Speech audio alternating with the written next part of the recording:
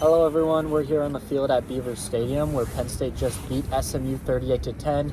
It was a historic game for a lot of reasons. Obviously a big win for Penn State, its first college football playoff appearance and first college football playoff win. And obviously we had a pretty great crowd today. There was some talk leading up to the game about, how many people would actually show up and, how fast or how slow the tickets were selling and what they were going for. We ended up with a pretty great crowd today. The announced attendance was 106,000, and it was pretty packed. At certain points, maybe not at kickoff, but I think it filled in nicely by the end of the first quarter, and then people started to trickle out after halftime once the game was kind of put away. But regardless, Penn State's defense was really the story of this one with 3 interceptions. 2 of them were pick sixes. 2 from Dominic DeLuca today. So obviously a big game for the former walk-on who got asked about that a lot at media after the game. But Lyle, what stood out to you from today's contest? Yeah, I think you immediately start with the interceptions from Dominic DeLuca and Tony Rojas. Dom obviously had 2, including the pick 6. He had 3 interceptions in his career leading up to this game. And I just think that's super cool because earlier this week he talked about his story as a walk-on earning scholarship, and at the moment to play in a college football playoff game, and no lights weren't too bright for him. Obviously, he played really well. Tony Rojas as well, former All-Met running back, kind of showcased those wheels. But obviously, it was just a dominant performance. Obviously, Penn State, their defense outscored SMU today. So you start there. They talked about, a lot of talk this week was how Kevin Jennings reminds them of Lamar Jackson. Great playmaker. You could see shades of it today, but they completely shut him down. He was going to take him. He had to take SMU as far as they were going to go, and they couldn't do it. But then you look at the defensive line.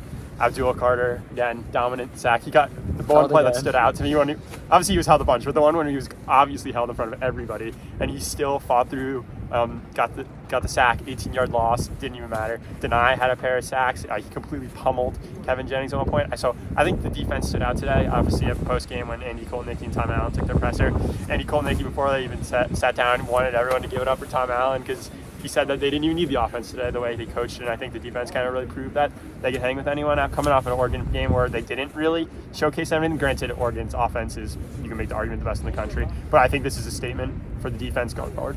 Yeah, Abdul's sack was hilarious because he's being held by the tackle who's making no attempt to even hide it, and it's right in front of the ref. And at one point mid-play, both Abdul and Kevin Jennings turn to the ref to see if he's going to throw a flag. They kind of stop and look at the ref. Nothing happens, no flag gets thrown, and then Abdul finishes the sack on Kevin Jennings, who went down 3 times today. On sacks, I should say.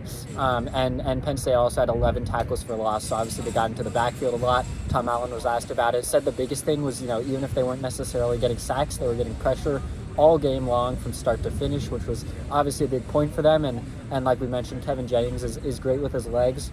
So obviously part of Penn State's game plan was to contain him because Jennings finished with -3 rushing yards on the day once you factor in the sacks. And so obviously, basically didn't play any role at all with his legs today.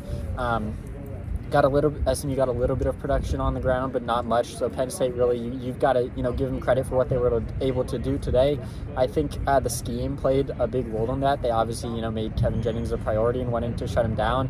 Tony Rojas was asked about it after the game and said that, going into it, they knew that Jennings had that ability to extend plays with his legs, escape the pocket, make guys miss, and then look downfield for a pass. We saw that early on in the game on a 4th and 1 where Jennings looked like he was going to go down and then kind of survived the play, scrambles to the right, and then is running for the first down. It's wide open, and then he pulls up and passes to his tight end right before he crosses the line of scrimmage. The tight end drops the pass, and it ends up being a turnover on downs, which was just a pretty funny series of events because all he had to do was take a step forward to get the first down. A little bit of a questionable decision-making moment for Jennings. He had a few of those throughout the game. Some of the interceptions were not great decisions, but again, like Tony Rojas said after the game, the plan was kind of, we know this guy's going to scramble a lot. We need to, stay on our guys downfield, and we can't have everyone converging on Jennings as soon as he takes off because he's still a threat to throw the ball. So they kind of stayed on their guys, and when Jennings was forced to scramble, that's when, those mistakes started happening, whether it was incompletions or interceptions. He made a lot of mistakes today. He just looked, completely out of it mentally from start to finish. He got frustrated a lot. This this crowd caused 2 false starts back to back when SMU was in the red zone. Also forced SMU to take a timeout. There was a sequence where, you know, obviously the crowd was getting loud. That was like Kevin Jennings' impression. Yeah, Jennings covers his ears obviously to hear the play call in his helmet, which takes him a really long time to get the play call in. He delivers it to the offensive line from, you know, 2 inches away. He goes up to all of them. They huddle up. Then he backs up, goes back into shotgun. And then his running back comes over and asks him to repeat the play. And at that point, there's 1 second on the clock, and Jennings calls the timeout. So obviously the crowd making its impact felt there, and Jennings was visibly frustrated after that, as well as the 2 false start penalties in the red zone. So obviously the crowd, you know, played a big role today, and then wasn't necessarily needed as much down the stretch. And obviously a lot of the fans ended up leaving before the end of the game because of, you know, the nature of how it turned out. But regardless, the impact was felt at least early on in the game. And Jennings, I just thought, was frustrated. We actually saw a video pre-game where he was walking around kind of shivering. Like me right now. Yeah, arms close to his chest, and it looked kind of funny. I think from that moment you could tell he just was not comfortable. I think the best. I mean, Lashley said post-game that the weather did not have a factor. I think he was wrong. Oh, I think he was totally wrong. I think he's lying. Yeah, that might be some cap. But I mean, even Drew today, if we switch to Penn State's offense, did not have the best day. I think 13 for 21 passing, not great. I don't know if he had a passing touchdown today. No, because it was 2 defense and then Katron on 2 and Singleton on 1. Yeah, so just, you know, pretty tough day for passing all around, which obviously not only was it cold, real feel of I think 13, but the wind was obviously pretty brutal at moments today, and we definitely saw that on kicks. Pretty much every kickoff was muffed, was Gabriel very low. does not miss much clearing those touchbacks that he did today. That was my first little look. But yeah, I think whether, you know, special teams was pretty bad early on both sides. Riley Thompson's punts, I'm blanking on SMU's punter. Those were really short. Obviously, David Wosu had his kickoff, 15-yard penalty. But then you saw Penn State opted to go for like a 4th and 11 in SMU territory. I think it would have been like a 40-yard field goal for Ryan Barker, which he's proven he can make at a consistent rate. And he did later in the game, so maybe it was like wins, different end zones. I don't know. I think that kind of played a role, but I think ultimately, well, there was a factor, but I think just Penn State controlled this game.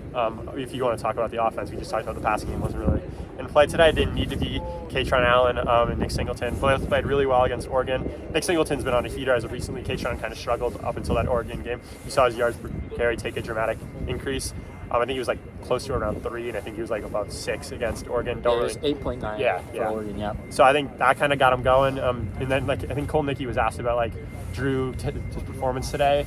And he was kind of like, well, Drew, I think it's something along the lines of like he was stirred the pot or whatever, which I'm totally using. I think game managers. Yeah, game manager. The translation. Yeah, but like he's like he put him in the position. He made the play calls, like draw up the right runs, and he was the leader. So if you were looking at Drew's role, that's what it was today.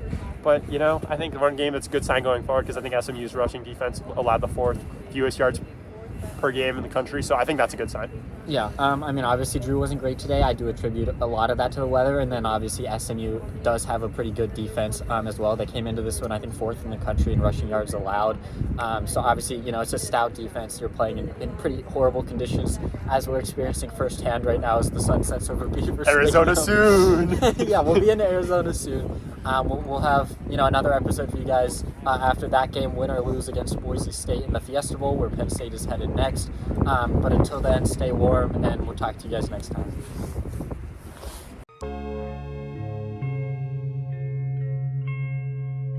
Thank you for checking out this content from Post-Gazette Sports. If you watch this video on YouTube, please like the video and subscribe to our channel. For all of the sports coverage the Post-Gazette has to offer, visit post-gazette.com.